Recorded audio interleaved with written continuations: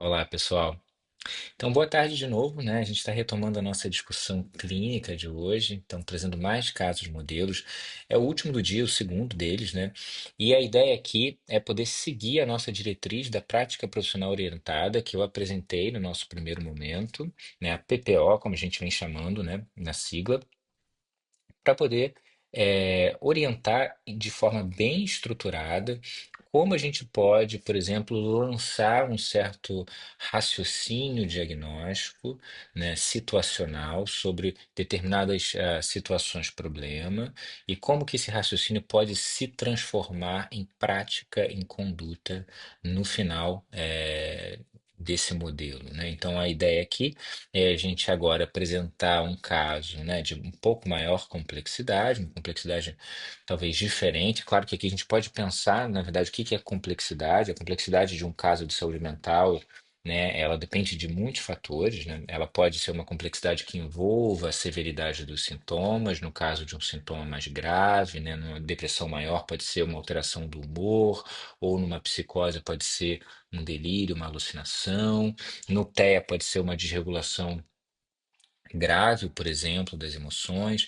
Então aqui a gente vai colocar entre parênteses o que que é assim a discussão sobre o que que é complexidade, mas nesse caso aqui ele tem um fator assim que é muito interessante, muito importante, que é, né, qual é o tamanho ali assim dos dispositivos, a profundidade dos dispositivos de apoio necessários, né, para a gente abordar o caso. Esse é o primeiro ponto, e depois, né, como que, né, um caso de TEA, ele pode, por exemplo, ser confundido, ou ele pode aparecer de forma bastante misturada com outras possibilidades diagnósticas, né? Então, esse é o ponto aqui.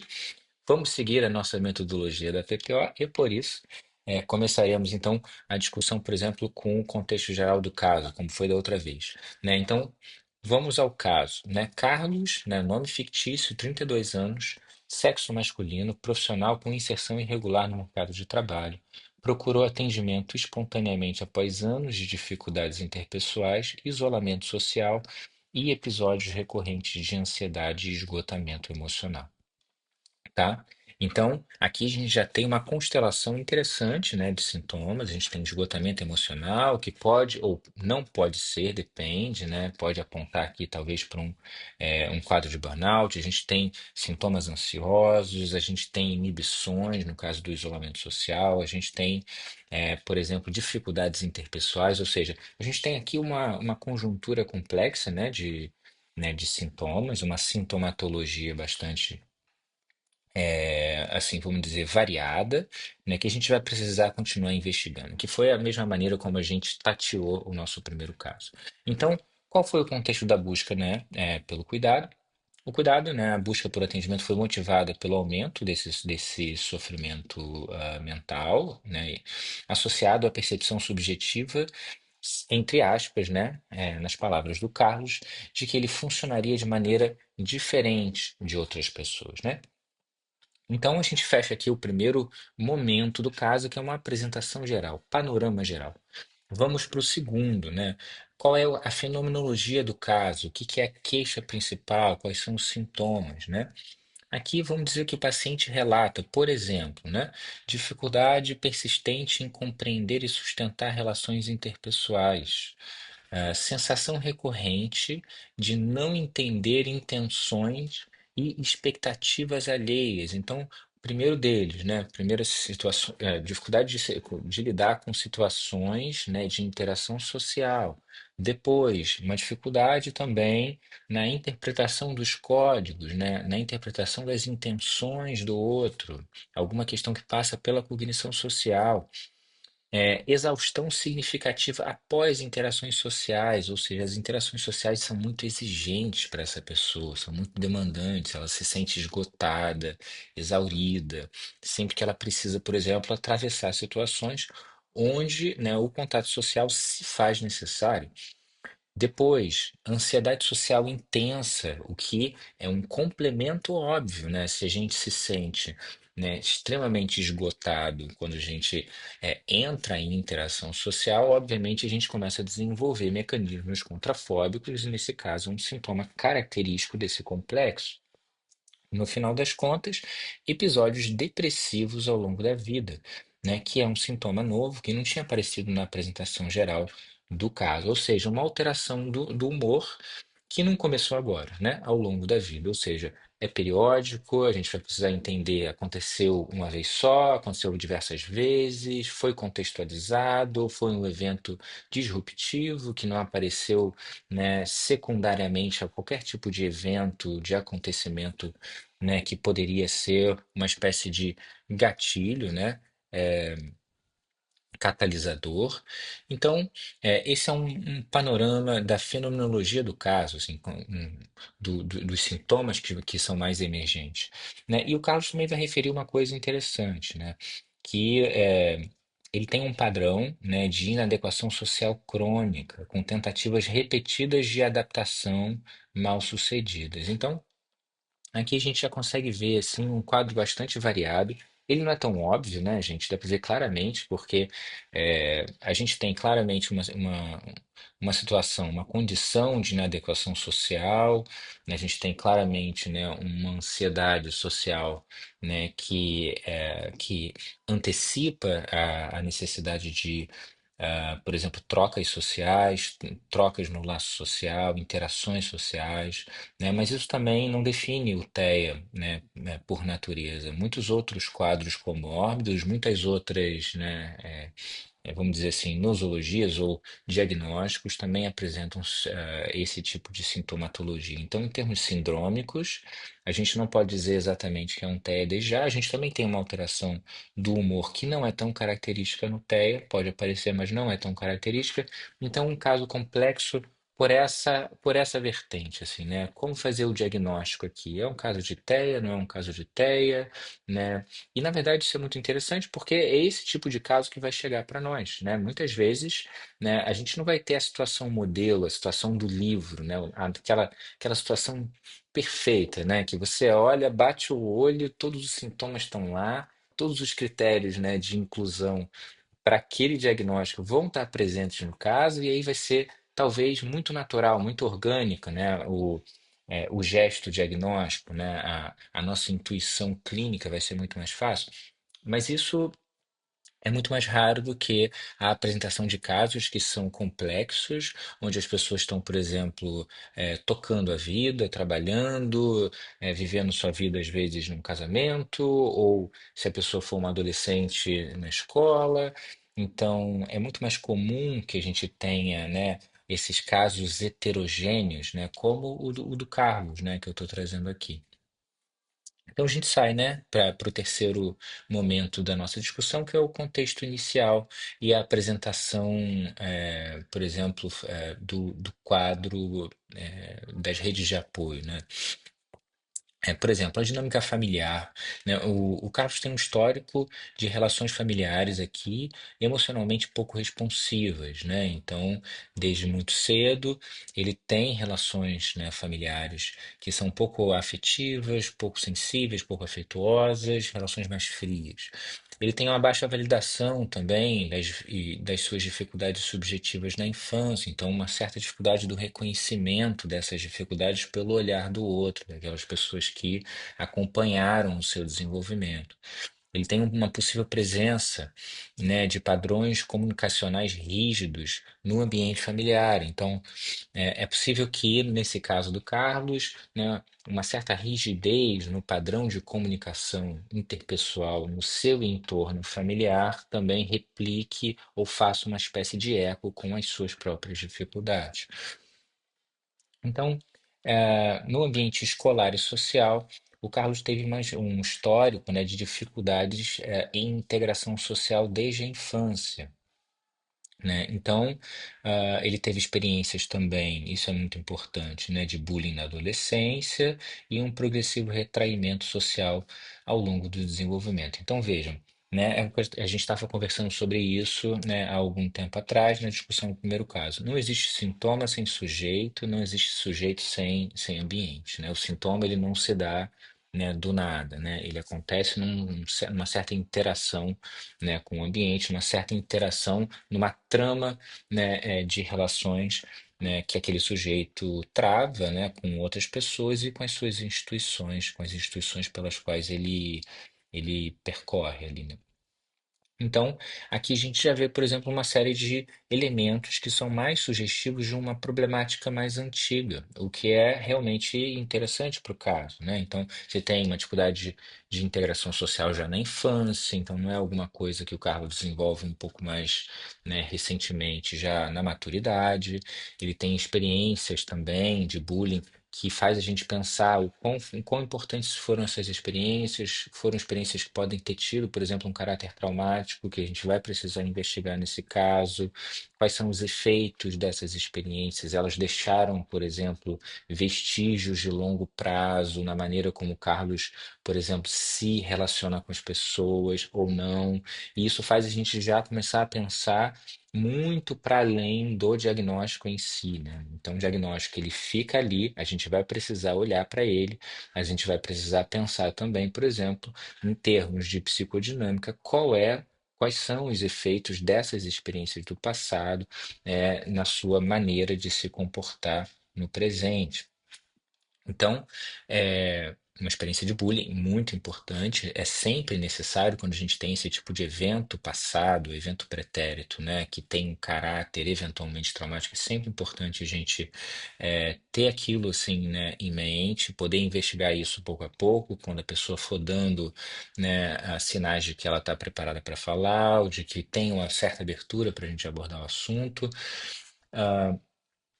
E a gente também tem um retraimento social progressivo ao longo do desenvolvimento, ou seja, existe um certo recrudescimento das capacidades sociais dessa pessoa, né? Das habilidades sociais, das competências sociais dessa pessoa. Na vida adulta, já que a gente está falando da história do sujeito, né? Esse é o nosso a terceira dimensão do caso.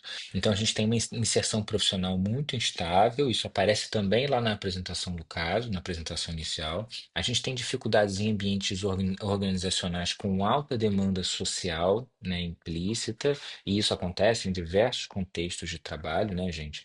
Eu sou professor, por exemplo, é claro que a minha tarefa principal é dar aula, mas eventualmente a gente também tem um trabalho administrativo a fazer, e esse trabalho administrativo, ou mesmo uma aula que se dá, ela se dá em interação com pessoas, né? Então, eventualmente, essas interações, elas não têm, assim, um código tão explícito assim, né?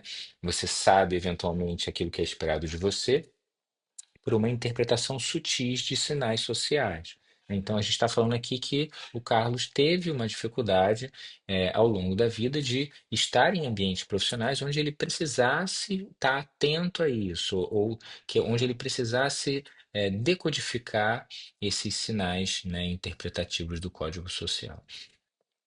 A gente também tem aqui relações afetivas marcadas por desgaste e rupturas, né? Então, muitas rupturas familiares, muitas rupturas nas relações interpessoais, desde a adolescência até a fase adulta, e ele tem uma rede de apoio, portanto, muito restrita, né? Muito predominantemente isolada, uma baixa utilização dos recursos institucionais de suporte. Então, é uma pessoa que a gente vê, assim, né, que que fica muito isolada, que tem um certo perfil mais em si mesmado e que teve, talvez, situações, né, durante a sua vida que contextualmente pudessem justificar, por exemplo, esse perfil. E aqui a gente já consegue começar a entender a complexidade do caso, né?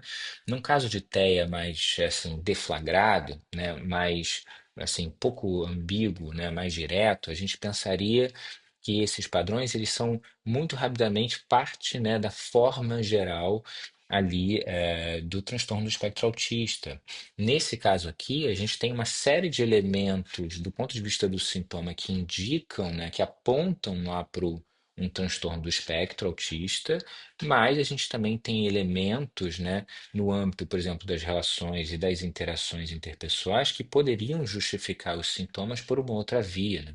Então aqui a gente vai precisar começar a pensar, nossa, caramba, né? Esse aqui já não é um caso que eu posso tão imediatamente chegar ao diagnóstico e como é que eu vou pensar a conduta? Será que a conduta, né, pro TEA vai ser a mesma da conduta que eu teria para uma pessoa que está com uma inibição social, né, secundária a uma condição pós-traumática? Essa condição pós-traumática, ela pode, qual é a amplitude, a profundidade dessa situação pós-traumática? Porque se ele sofreu bullying, o bullying é necessariamente, né, uma condição secundária à interação social. O quanto que o Carlos, na verdade, ele não pode estar se isolando nesse momento, né, tantos anos depois, porque na verdade ele está fazendo uma espécie de defesa, né, assim, de reação defensiva, né, a essa evitativa, né, a essa condição pela qual ele passou.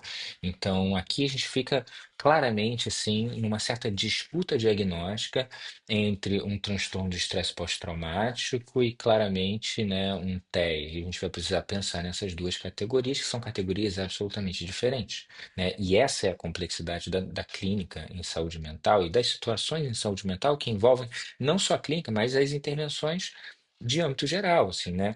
Porque o Carlos, por exemplo, ele vai estar trabalhando, né, numa instituição, ou ele vai estar circulando por alguma instituição, então, obviamente, essa intervenção vai precisar envolver um certo raciocínio psicossocial mais amplo.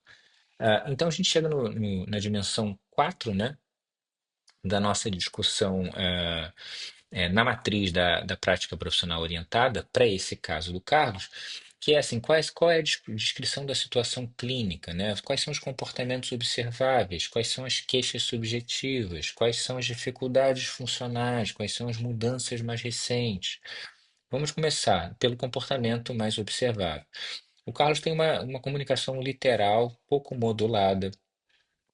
Ele tem dificuldade em sustentar trocas sociais espontâneas, ele tem uma tendência ao isolamento após interações prolongadas, e ele tem um esforço cognitivo elevado durante essas interações, né? Então, comportamentos bastante típicos, né? Bastante típicos de pessoas que fazem evitação, por exemplo, de interações coletivas, sociais, né? De forma geral. É muito presente no TEA também, mais presente também em outras categorias diagnósticas. Enquanto as queixas subjetivas, a gente pode dizer, né? Eu separei pelo menos aqui três frases, né, que o Carlos poderia dizer. Por exemplo, eu não entendo como as pessoas funcionam, né? A primeira frase, bastante interessante, né? Que mostra um pouco essa perplexidade diante do funcionamento do outro, né? E que, na verdade, a gente pensa ser muito natural às vezes, né? Então, acontece muito com pessoas que têm, por exemplo, um diagnóstico de esquizofrenia, né? A gente estudar exatamente por que será que algumas dessas pessoas não conseguem fazer o que a gente chama de teoria da mente, né? Então, é theory of mind, teoria da mente. Então, é muito natural quando a gente está numa interação social que a gente esteja inferindo que a outra pessoa ela é uma pessoa integrada, ela tem uma mente, ela tem lá um sistema cognitivo processando informações e ela está interagindo com a gente pensando coisas, descartando informações, ao mesmo tempo selecionando outras, ou seja, ela é uma pessoa que funciona como eu, né? E aqui a gente tem uma fala do Carlos que é uma fala de bastante perplexidade, assim, né? Eu não sei como as pessoas funcionam, tem um certo não saber com relação ao outro de forma geral, assim, né? É quase como se ele não visse o outro como um modelo de si mesmo. Então, um isolamento muito radical, muito característico. Uma segunda fala do Carlos, né? Uma queixa subjetiva. Conversar me cansa muito, né? Ele fala. E uma terceira. Sinto que eu sempre estou tentando acompanhar algo que não é natural para mim, né? Então, estou sempre correndo atrás, estou sempre me sentindo, me acelerando para poder acompanhar as pessoas. E isso fala assim, essas três passagens falam assim bastante, né? Sintetiza muito sobre o caso de forma geral. A gente tem também, por exemplo, né, dificuldades funcionais. Aqui, e quando a gente fala de dificuldades funcionais, são dificuldades que envolvem necessariamente o funcionamento global daquele indivíduo, o quanto que ele é capaz de ser pragmático, o quanto ele é capaz de executar tarefas que são, por exemplo, compatíveis com o momento de vida dele, com a etapa de vida. E aqui no caso a gente tem um prejuízo em relações interpessoais, como uma dificuldade funcional, né? Dificuldades no ambiente de trabalho também é uma outra face assim, né, do nosso caso, e a gente tem uma redução progressiva da participação social. Então, é um caso que envolve um certo prejuízo bastante assim vigoroso, bastante profundo, né, das competências sociais de um modo geral. Em termos de mudança recente, a gente tem a intensificação da ansiedade, a gente tem mais episódios que vão ser mais frequentes de exaustão, e essa exaustão, ela geralmente está associada a situações de interação social compulsórias necessárias, e a gente tem um aumento do isolamento, que é a contraparte, né? Que é a outra faceta dessa dinâmica, dessa dificuldade. E aí é interessante, eu acho que seria importante lançar uma pergunta para vocês, né, para vocês se perguntarem, pensarem, né? Então, né, esse ponto, né, do caso, ele levanta uma questão muito central, né? A gente está falando do que aqui, gente? Assim, é transtorno de ansiedade, é quadro traumático, é um padrão de personalidade, ou a gente está falando de um transtorno do neurodesenvolvimento mais específico, como TEA?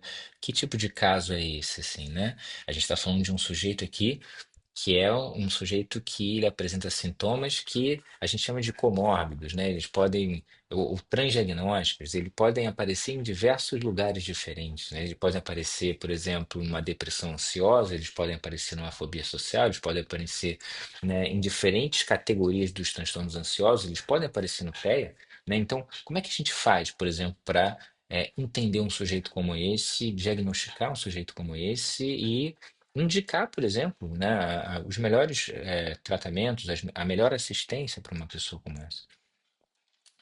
Bom, vamos agora fazer uma síntese cronológica, que é o que a gente fez da última vez, para a gente poder ter uma certa ideia, um panorama geral do caso. Na infância, né, o Carlos teve muito retraimento, poucos vínculos e interesses específicos. A adolescência, né? Ele teve uma experiência de bullying, ele teve um aumento do isolamento, ele teve início de estratégias de camuflagem, né? Então, ele passa a se isolar, ele passa a encontrar meios de evitar o contato social, de ficar menos em evidência, de parecer mais anônimo. No início da vida adulta, ele tem uma tentativa de adaptação social, né? Só que essa tentativa ela vem com um altíssimo custo psicológico. E atualmente ele tem um quadro estabelecido de exaustão, ele tem um quadro que, por exemplo, é manifesto em termos de transtornos ansiosos, ele tem episódios depressivos e ele tem também, por conta disso, né, a demanda por assistência, né? Quais são os fatores aqui de proteção, por exemplo, já que a gente está falando apenas dos sintomas? Nesse caso, né, o Carlos ele tem uma capacidade cognitiva preservada que a gente precisa situar como fator de proteção, tá? Né, isso é muito importante, né? A capacidade de sustentar as suas habilidades, por exemplo, cognitivas, suas competências cognitivas. Isso envolve uma melhor capacidade de aprendizado. Isso envolve, por exemplo, aprender com a experiência. Então, muito importante, assim, a gente tem um prognóstico positivo do ponto de vista da capacidade cognitiva nesse caso. Tem um alto nível de insight sobre o próprio funcionamento, isso é uma outra questão, né? Então, um sujeito que tem uma capacidade autorreflexiva importante, né? E que envolve, por exemplo, né, alguns tipos de abordagem terapêutica dependem, inclusive, de uma capacidade que a gente vai chamar de metacognitiva ou metalinguística, né? Autorreflexão, nesse caso. Então, ele tem motivação para compreender suas dificuldades, tanto é que ele próprio vai buscar ajuda, e isso é um outro elemento, né? A gente sabe que na literatura a gente tem, né, muito bem descrito que, né, a demanda, né, própria demanda, ela é um elemento, por exemplo, bastante preditor do sucesso terapêutico futuro em condições, em tratamentos que envolvam saúde mental. E no final, a gente tem uma capacidade reflexiva, como eu já vinha falando, que é bastante importante. Ou seja, é um caso complexo, mas que também tem uma série de fatores de proteção que podem fazer a gente pensar num diagnóstico, talvez muito positivo, né, no futuro, a depender, por exemplo, do manejo desse caso. Então, em termos de raciocínio clínico, gente, assim, né, o caso apresenta, né, uma complexidade diagnóstica média para alta, tá? Uma vez que a gente já vai ver aqui diferentes dimensões se sobrepondo, por exemplo, traços, né, consistentes com transtorno do espectro autista, a gente tem sintomas ansiosos significativos, a gente tem histórico de experiências adversas, né, potencialmente traumáticas, a gente tem episódios depressivos recorrentes. Então, pelo menos quatro eixos diferentes de sintomatologia que vão dar um tom, assim, né, mais dificultoso, pelo menos do ponto de vista do diagnóstico.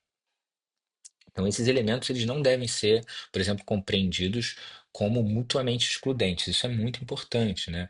Ou seja, a pessoa, né, o Carlos, ele é isso tudo, né? Ele não precisa ser, nesse momento, enquadrado no diagnóstico. A gente precisa entender que os sintomas são sempre a primeira via de atuação, né, que a gente vai ter, seja para fazer o raciocínio diagnóstico, seja para fazer a conduta. E às vezes, mesmo que a gente ainda não tenha o diagnóstico fechado, a gente precisa fazer a conduta. A conduta, obviamente, de forma muito sensível, de forma muito responsável, muitas vezes antecede o diagnóstico, né? O diagnóstico, às vezes, ele precisa de um certo tempo, né, que a gente vai levar. Aí vai depender, né, do tipo de caso, do tipo de abordagem, para que a gente possa formular o diagnóstico de forma responsável, né?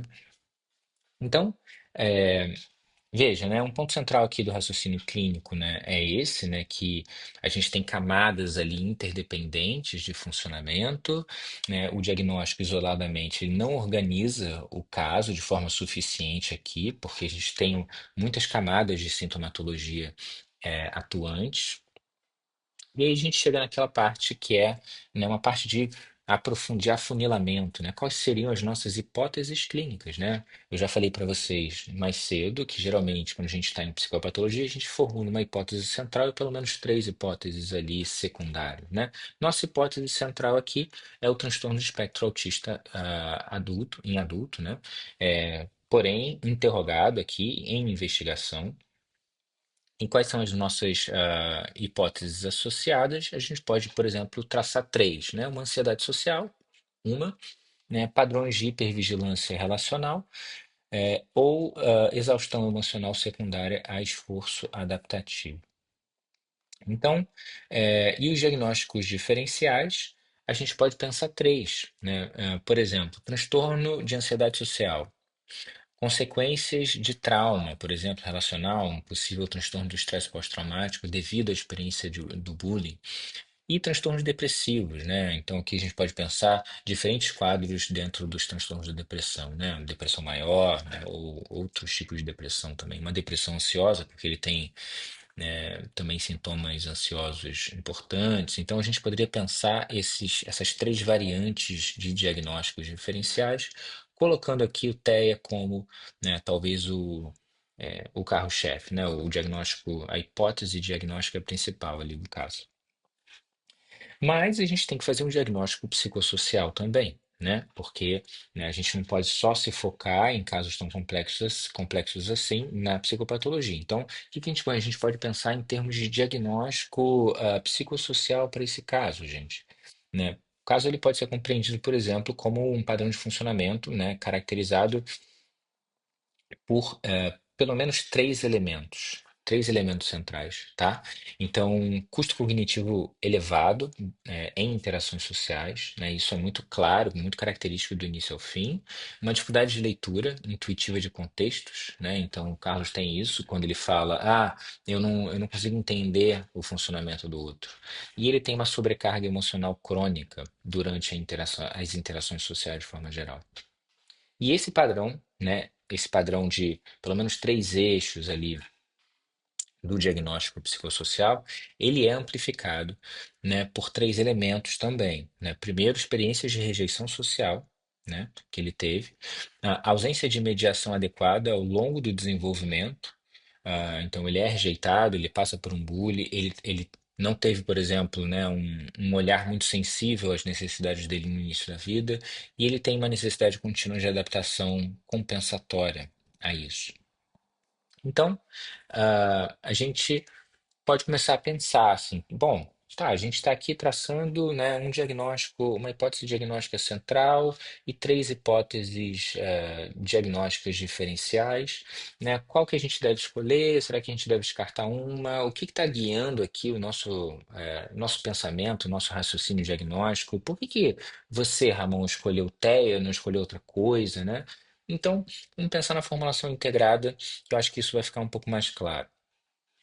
Por exemplo, assim, né, o funcionamento atual do paciente, ele pode ser compreendido como uma interação sistêmica, integrada entre vulnerabilidade neurodesenvolvimental, experiências de vida, estratégias adaptativas, e essas três, né, dimensões vão gerar consequências, tá? Efeitos, né? Então, o que que a gente pode chamar aqui de vulnerabilidade do neurodesenvolvimento?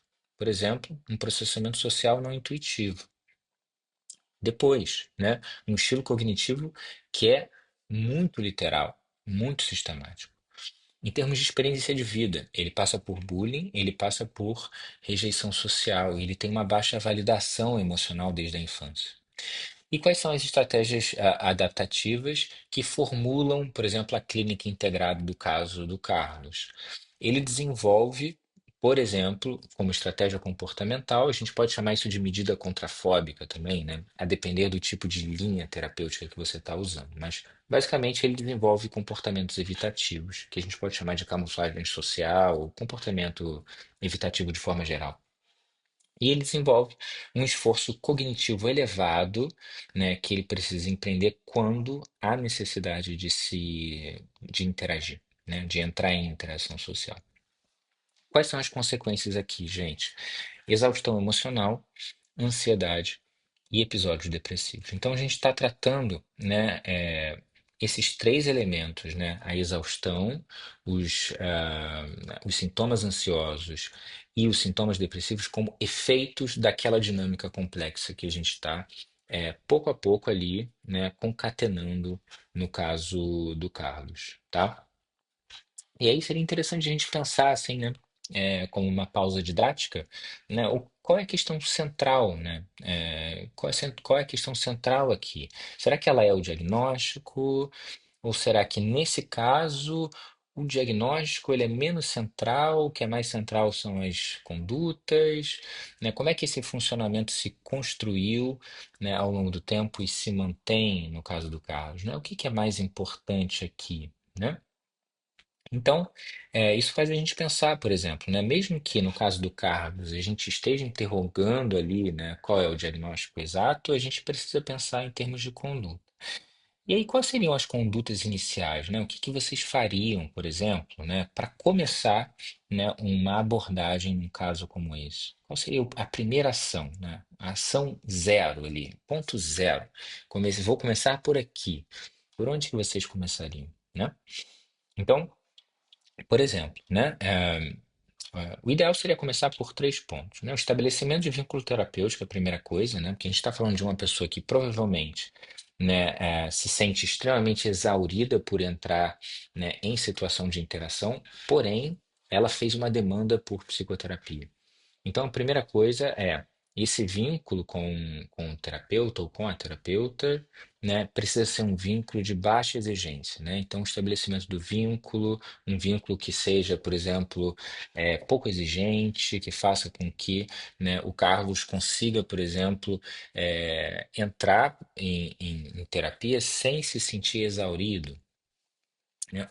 Depois, né, redução de sofrimento imediato, né? Então, por exemplo, né, o que que faz uma listagem, né, do que faz o Carlos entrar em ansiedade mais rapidamente, quais são os gatilhos, a lista de gatilhos, né? Então, redução imediata do sofrimento, isso é a primeira coisa, porque o Carlos ele está buscando né, assistência porque ele está claramente numa situação de crise. E depois construção de compreensão compartilhada do caso, que vai envolver ele, né, e eventualmente, né, a família ou as instituições que ele percorre. Mas nesse caso, como ele está trabalhando como, né, um autônomo, ou não tem um vínculo formal, a gente estaria pensando mais, né, nesse indivíduo, né, mesmo. Então, qual seria a intervenção nesse caso individual, né? Qual seria, né? Se a gente está pensando, bom, o Carlos buscou ajuda, porém ele é uma pessoa, né, que despende muita energia para sustentar vínculos interpessoais. Como é que eu começo, né, a minha intervenção? Bom, a primeira coisa, né, se a gente falar em psicoterapia, né, a gente vai precisar necessariamente pensar em regulação emocional, a gente vai precisar pensar em compreensão de padrões relacionais, a gente vai precisar pensar, por exemplo, em como será que qual seria o padrão, por exemplo, através do qual o Carlos estabelece vínculos, ou quais são os elementos, né, no processo interacional que são mais desgastantes, que são mais exigentes do ponto de vista cognitivo, né? Onde o custo cognitivo nas interações ele se eleva mais? Será que tem a ver com, por exemplo, o olhar do outro que é invasivo demais? Ou será que são as expectativas que eu acho que o outro tem sobre mim? Ou será que é o fato de eu não compreender o funcionamento do outro, como ele falou? Então a gente vai precisar entender exatamente e compreender esses padrões relacionais para poder auxiliar o Carlos a entendê-los melhor, né? E depois a elaboração de experiências passadas, porque já que a gente está falando de um quadro, né, possivelmente pós-traumático, talvez a gente precise também entrar num protocolo de atuação voltado à clínica dos transtornos pós-traumáticos nesse caso, ou pelo menos entender exatamente quais são os efeitos duradouros, né, dessa situação, né, que ele passou na sua vida hoje, né? Então, se esse trauma precisa ser elaborado, se isso já foi elaborado ao longo do tempo, se não foi, ou se existem vestígios daquelas experiências que se atualizam atualmente, por exemplo, nos padrões de relação que ele estabelece hoje com as pessoas. Então, a gente vai precisar entender esse panorama como um todo, né? Em termos de psicoeducação, então a gente está falando de psicoterapia, agora a gente vai falar de psicoeducação. Uma possibilidade, gente, é a exploração de um possível funcionamento neurodivergente, né? Então, a gente precisa entender e realmente tatear esse diagnóstico. A gente vai precisar pensar em nomeação de padrões, redução de autoculpa, por exemplo. A gente vai precisar pensar em listagem desses padrões. A gente vai precisar constituir algum aprendizado, né, sobre essa condição que parece constituinte para o Carlos nesse momento. E aí a gente entra na intervenção ambiental, por exemplo, né? Que tipo de intervenção a gente poderia fazer não no indivíduo, mas no ambiente que o circunda?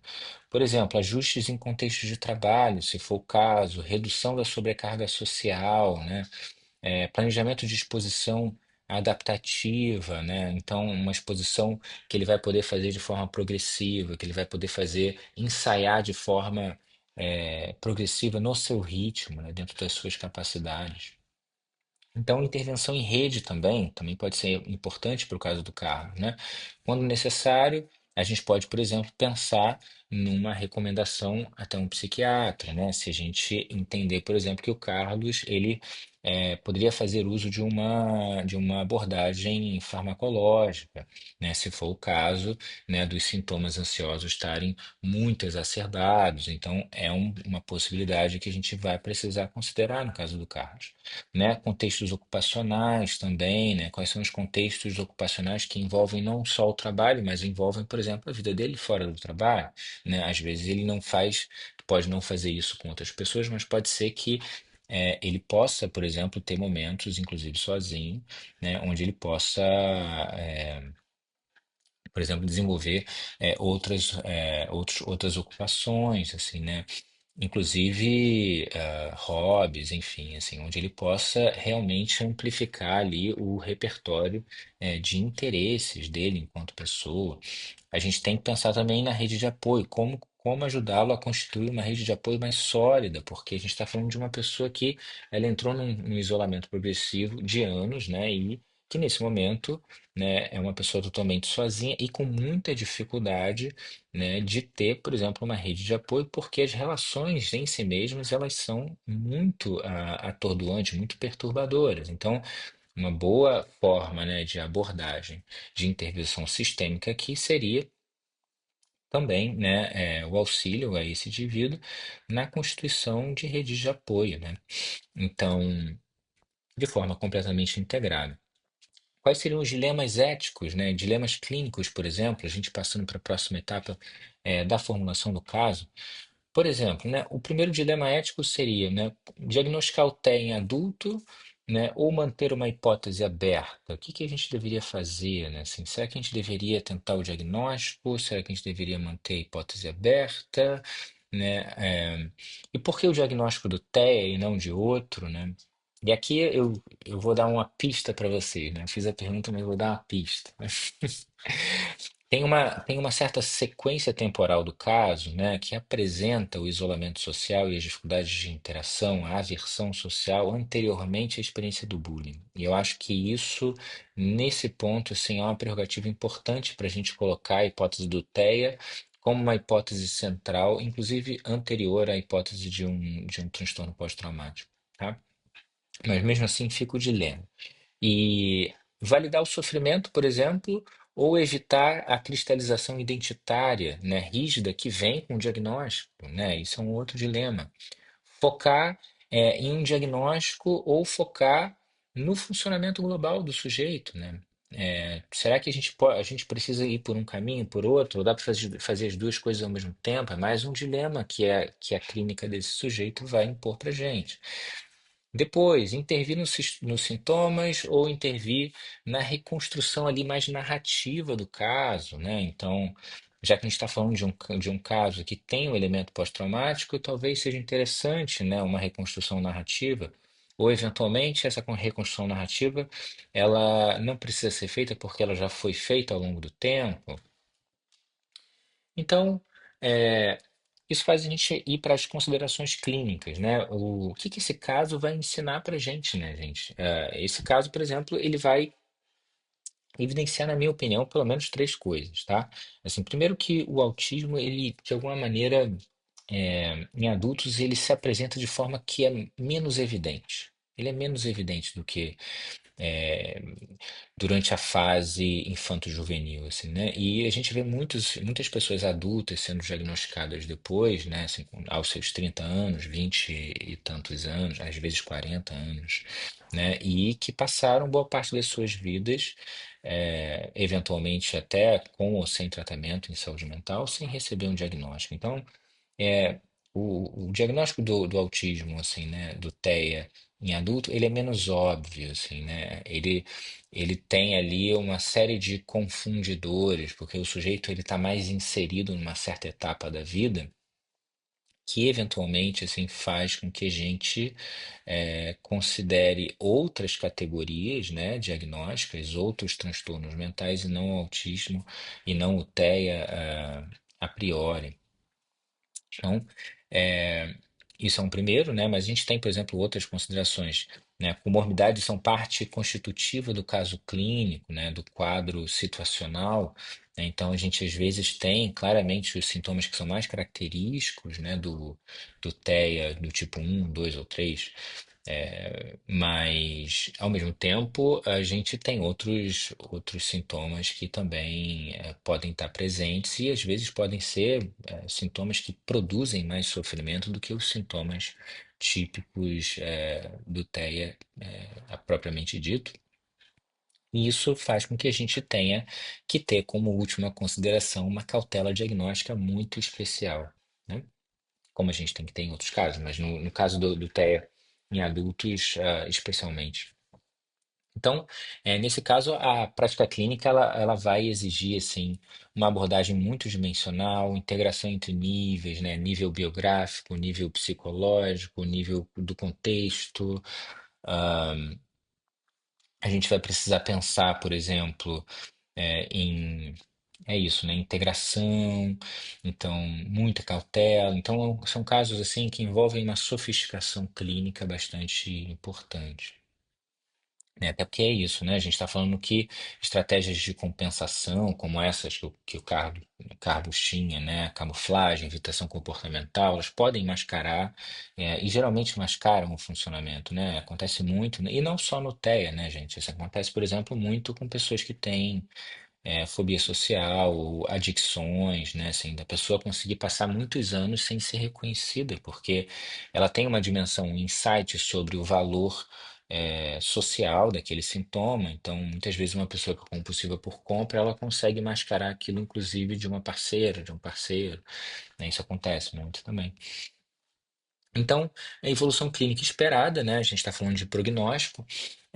Quando o manejo é adequado, a gente pode esperar, né? Por exemplo, redução da ansiedade social, a gente pode esperar uma compreensão melhor do próprio funcionamento por parte do sujeito, a gente pode esperar a diminuição da autoexigência, uma maior adaptação ambiental, por exemplo, a gente pode esperar uma série de efeitos atenuantes aí do ponto de vista da sintomatologia, tá?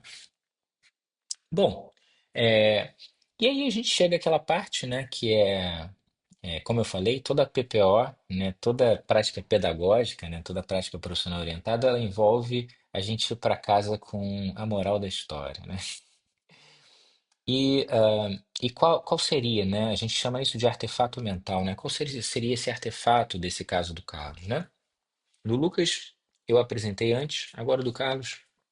Eu acho que poderia ser isso, né? Em adultos, o principal, assim, ou um dos principais erros no manejo do autismo não é necessariamente você errar o diagnóstico, né? É você ignorar a complexidade da história, né? Que se construiu ao redor do funcionamento. Quer dizer, às vezes o olhar para o funcionamento do caso, ele antecede o olhar para o diagnóstico, né? E ele ajuda, na verdade, o nosso raciocínio diagnóstico a ser mais acurado, a ser mais preciso ao longo do tempo, tá? Bom, então é isso. Eu agradeço muito por estar aqui, né? Essa experiência de poder participar desse congresso, estar com vocês e me apresentar, né, aos poucos, porque a gente deve se ver aí ao longo das semanas, né, nas nossas práticas clínicas. E aguardo vocês lá. Bom congresso, gente.